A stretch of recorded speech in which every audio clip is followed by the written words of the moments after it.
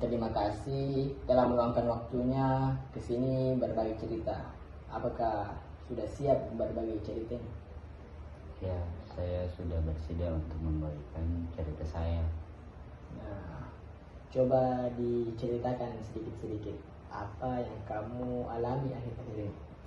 Nah, saya alami akhir-akhir ini yaitu ketika banyaknya tugas dan tuntutan dari organisasi, sehingga saya tidak ada waktu untuk diri saya sendiri. Bisa diceritakan bagaimana kesehariannya?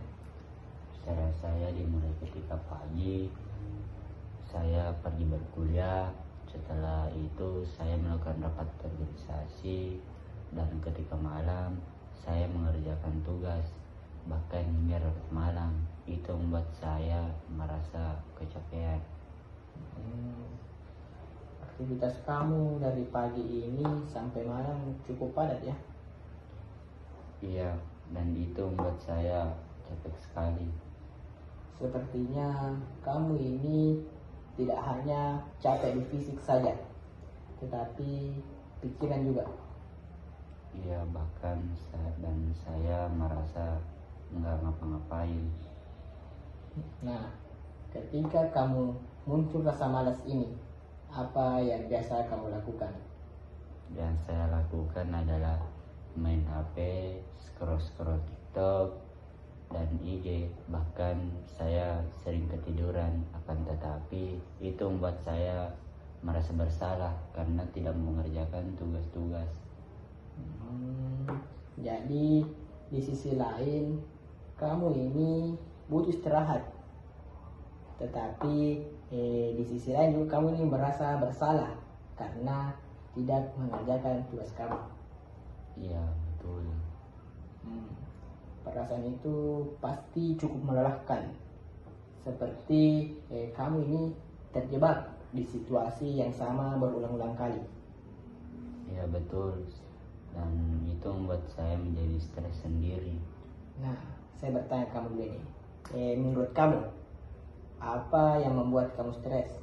Apakah tugas-tugas dari kuliah atau kamu ini kesulitan untuk mengatur waktu?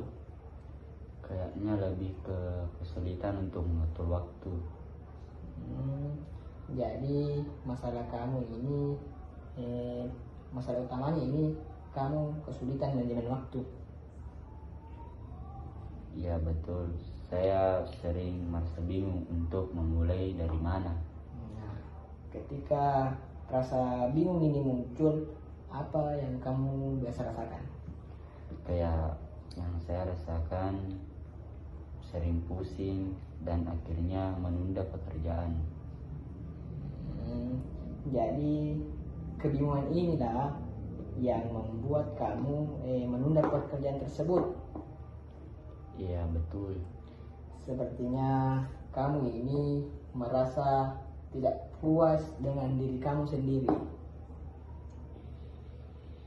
Iya, saya sering merasa gagal akan hal itu.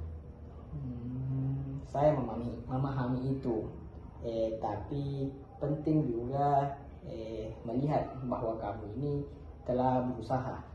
Nah, jadi yang kamu ceritakan dari awal sampai akhir ini karena banyaknya aktivitas kuliah dan organisasi, dan hal ini membuat kamu merasa kesulitan mengatur waktu kamu dan sering menunda pekerjaan, sehingga kamu ini merasa stres dan bersalah.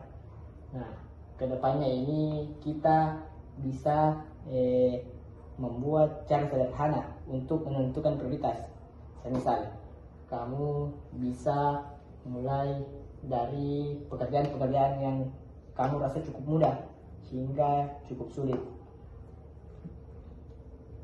Iya, saya akan mencoba memperbaikinya. Nah, itu hal yang bagus karena kamu sudah ingin berusaha berubah. Mungkin itu saja dari sesi ini. Mungkin bisa kita lanjut ke sesi berikutnya. Baik, Pak.